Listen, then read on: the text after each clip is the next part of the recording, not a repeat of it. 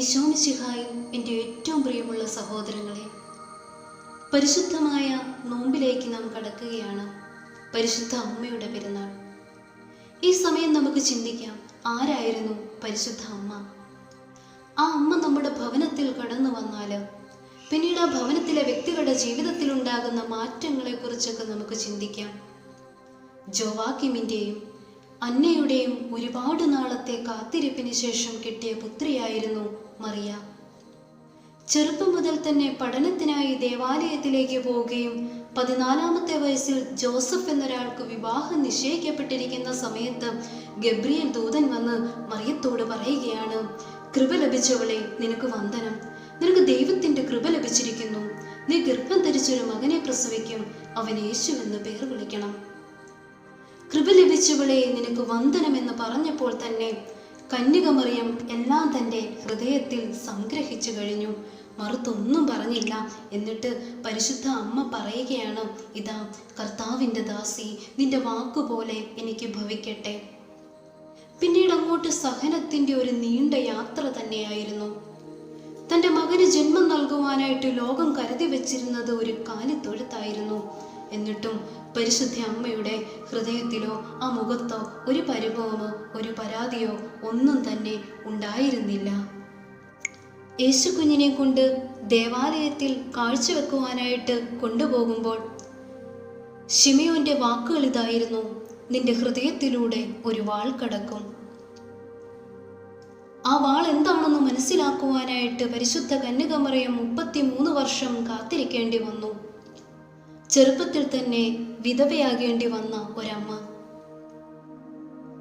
മകനെ ലോകം കുരിശിൽ തറയ്ക്കുന്നത് കണ്ടു നിന്ന ഒരമ്മ, ജനക്കൂട്ടത്തിന്റെ മധ്യേ മകൻ അടിയേറ്റു വീഴുന്നത് കണ്ടു നിൽക്കേണ്ടി വന്ന ഒരമ്മ, മകൻ പ്രാണവേദനയോടെ നിലവിളിക്കുന്ന കുരിശിന്റെ ചുവട്ടിൽ ഹൃദയം പൊട്ടി നിന്ന ഒരമ്മ, പ്രാണം നഷ്ടപ്പെട്ടു പോയ മകനെ തന്റെ മടിയിൽ ചേർത്ത് വെച്ച് പൊട്ടി പൊട്ടി പൊട്ടി പൊട്ടി കരഞ്ഞ ഒരമ്മ. ഈ പരിശുദ്ധ അമ്മയാണ് നമ്മുടെ ഭവനങ്ങളിലേക്കും നമ്മുടെ ഹൃദയത്തിലേക്കും നാം സ്വീകരിക്കാനായിട്ട് പോകുന്നത്. നമുക്ക് ആദ്യത്തെ ഭവനത്തിലേക്ക് നമുക്ക് പോകാം. ഒന്നാമത്തെ ഭവനം എന്ന് പറയുന്നത് നസ്രത്തിലെ ഭവനമാണ്. പരിശുദ്ധ കന്യകമറിയാമും നീതിമാനായ യോസേപ്പ് പിതാവും യേശുക്രിസ്തുവും അടങ്ങുന്ന തിരുക്കുടുംബം. ആ കുടുംബത്തിനൊരു പ്രത്യേകതയുണ്ടായിരുന്നു. സ്നേഹമുള്ളവരായിരുന്നു, സഹനശീലരായിരുന്നു. കൂടാതെ തന്നെ ദൈവം എന്താണോ തൻ്റെ മേശയുടെ ചുറ്റും വിളമ്പി വെച്ചത്, ഒരു പരാതി കൂടാതെ പരിഭവം കൂടാതെ 2 കൈയും നീട്ടി ഹൃദയം കൊണ്ട് സ്വീകരിച്ചവരായിരുന്നു ആ തിരുക്കുടുംബത്തിൽ ഉള്ളവര്. ഇനി നമ്മൾ 2-ാമത്തെ ഭവനത്തിലേക്ക് നാം കടന്നു പോവുകയാണ്. സക്കറിയ എലിസബത്ത് ദമ്പതികളുടെ ഭവനം. സക്കറിയ എലിസബത്ത് ദമ്പതികൾക്ക് മക്കളില്ലായിരുന്നു. ഒരിക്കലും സക്കറിയ ദേവാലയത്തിൽ ധൂപമർപ്പിക്കാൻ നിൽക്കുമ്പോൾ ദൈവത്തിന്റെ ദൂതൻ വന്നിട്ട് സക്കറിയായോട് പറയും, നിനക്കൊരു മകൻ ജനിക്കും. സക്കറിയ നിൽക്കുന്ന സ്ഥലം മറന്ന് ദൈവത്തെ അവിശ്വസിച്ചതിനാൽ അവന്റെ നാവുകൾ അടയ്ക്കപ്പെട്ടു. പരിശുദ്ധ കന്യകമറിയം എലിസബത്തിന് 6-ാം മാസം ഉള്ളപ്പോൾ എലിസബത്തിന്റെ സന്നിധിയിലേക്ക് യാത്രയാകുകയാണ്. അവിടെ ചെന്നു കഴിയുമ്പോൾ പരിശുദ്ധ അമ്മ എലിസബത്തിന്റെ അടുത്ത് ചെല്ലുമ്പോൾ എലിസബത്തിന്റെ ഉദരത്തിൽ കിടക്കുന്ന കുഞ്ഞ് പരിശുദ്ധാത്മാവ് കൊണ്ട് തുള്ളിച്ചാടുന്നതായിട്ട് നമുക്ക് കാണുവാനായിട്ട് സാധിക്കും.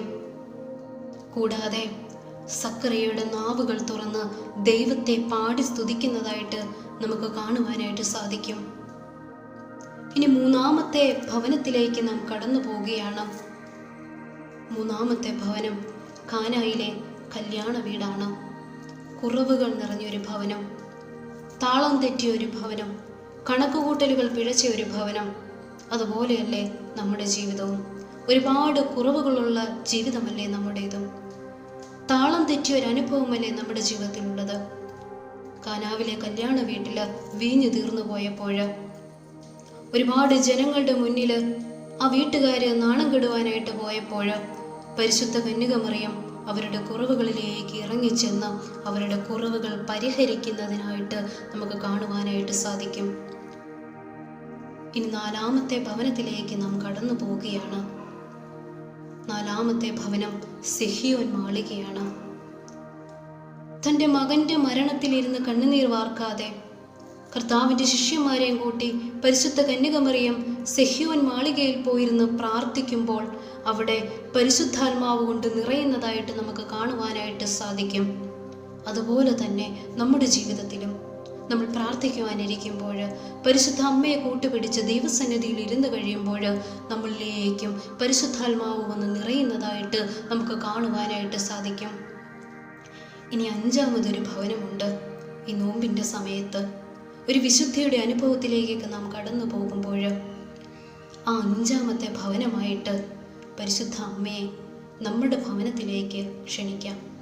പരിശുദ്ധ അമ്മ നമ്മുടെ ജീവിതത്തിലേക്ക് കടന്നു വരുമ്പോൾ, നമ്മുടെ കുടുംബത്തിലേക്ക് കടന്നു വരുമ്പോൾ നമ്മുടെ ജീവിതം തന്നെ മാറി മറിയാനായിട്ട് തുടങ്ങും. ഇത്രയും പറഞ്ഞുകൊണ്ട് ഞാൻ എൻ്റെ വാക്കുകൾ നിർത്തുന്നു. ദൈവം നമ്മെ അനുഗ്രഹിക്കട്ടെ.